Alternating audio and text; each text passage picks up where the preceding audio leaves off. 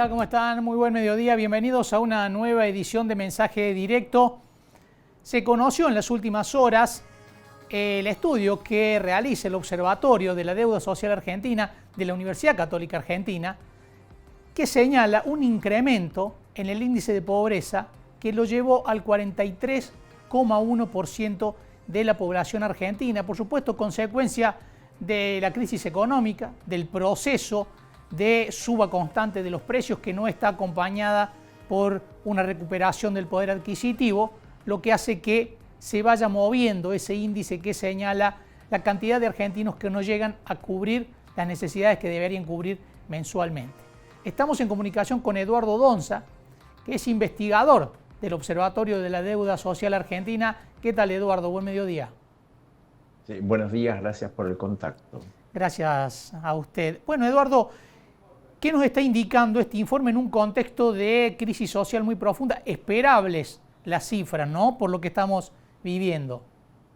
Lamentablemente sí, son esperables y un poco es la confluencia de que hay un dato positivo que después de ya aflojándose un poco la cuarentena por la pandemia, midiendo 2021-2022, se generaron más puestos de trabajo, pero muchos puestos de trabajo son de baja calidad de los que se generaron y algunos directamente changas o trabajos que están asociados a los programas de empleo con contraprestación, ¿no? Como el potenciar trabajo.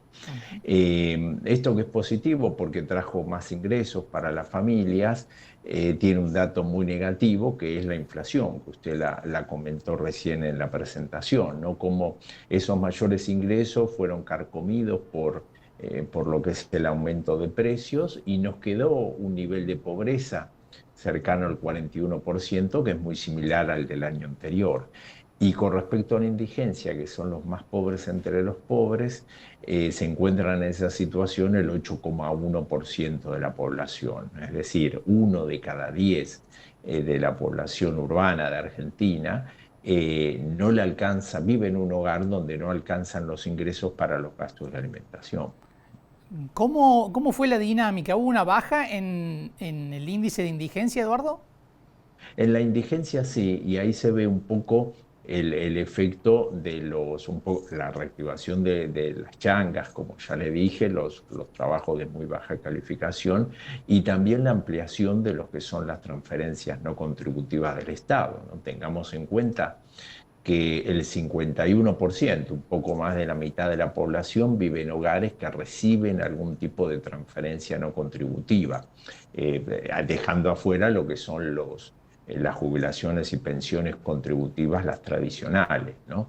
Esto da un efecto que es fuerte en disminución de lo que es el nivel de indigencia, que como ya les dije está actualmente en el 8% de la población, pero si no fuera por esas transferencias estaría en valores cercanos al 20%.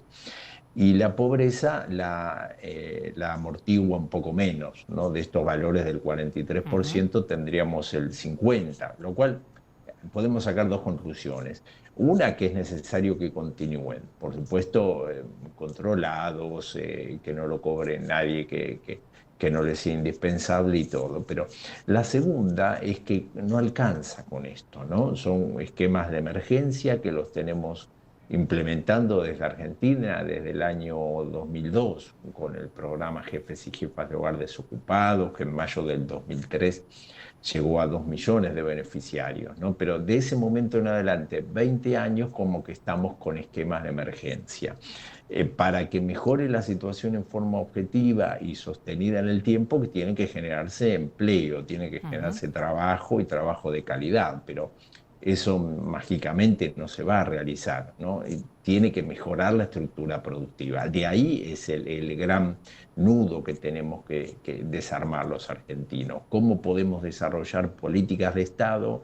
Marco mucho lo de políticas de Estado porque no tenemos políticas de Estado que apunten a la producción y al trabajo y que sean consensuadas con los actores de la producción, ¿no? Y del trabajo. Esto no se resuelve solamente en el sistema político. Sí es un problema eminentemente político. pero no se resuelve solo con los actores políticos. Tienen que estar los empresarios, los empleadores, que son los que desarrollan un trabajo y una generación de puestos de trabajo eminentemente genuinos, los formadores de precio, por esto que hablamos de la inflación, algún tipo de formato de inversionista, porque otro problema muy serio es que no tenemos inversiones importantes, genuinas, y que no sean capitales golondrinas, ¿no? Y también la presencia de los sindicatos, las organizaciones de base, porque casi un 30% de los trabajadores ocupados están en la órbita de la economía social o economía popular. Indispensable también el sistema de ciencia y tecnología, las universidades, el INTI, el INTA, porque hay que producir más y sobre todo también producir bienes que sean exportables, ¿no? No podemos fortalecer muchísimo un mercado interno porque eso tiene sus límites, hay que exportar, ¿no? El Estado, Eduardo, genera las condiciones de la crisis, ¿no? Claramente, por eso llevamos la cantidad de años que llevamos en crisis permanente y la persistencia de la asistencia del Estado, pero a la vez ayuda a mitigarlas, ¿no? Lo que usted dice que no alcanza, que no se puede sostener por siempre y que hay que ir a ingresos de mayor calidad de vida, a mayor calidad de empleo, una configuración distinta, ¿no?, del mercado laboral y de los ingresos de la gente. Sí, por supuesto. A ver, lo que sí nos consta es que nunca se pudo solucionar este problema, ¿no? Independientemente del gobierno, estamos hablando, yo les comenté desde el año 2002, ¿no? 52% de población en situación de pobreza, 21% de desocupación. Eso mejora mucho hasta los años 2010, 2011 y después se estanca, con variaciones. Si alguien puede decir con tal medida estuvimos un poco mejor, con tal medida estuvimos un poco mejor, sí, pero nunca nadie dio una solución definitiva. Y tenemos un 22% que nosotros calculamos de población en una pobreza ya de núcleo duro, que es muy difícil de disolver y hay que acompañarlas con las políticas sociales porque es una tercera generación ya que viven en la exclusión y en algunos casos en la marginalidad directamente. Pero tiene que haber un gran acuerdo político y de todos los actores de la producción y el trabajo, sabiendo que todos van a perder algo, ¿no? En las tesis, claro, todos quieren ganar lo máximo posible en el menor tiempo posible y eso nos sigue hundiendo. Eduardo, muchísimas gracias por estos minutos, como siempre. Bueno, gracias a ustedes por el contacto, por tratar este tema también. Muchas gracias. Tengan buenas tardes. Igualmente. Eduardo Donza, investigador del Observatorio de la Deuda Social Argentina de la Universidad Católica. Bueno, estas son las cifras que ya por ahí por repetidas la naturalizan, ¿no? Terminamos naturalizando que 43 de cada 100 argentinos sean pobres y que 8 de cada 100 argentinos no puedan cubrir ni siquiera la canasta básica alimentaria.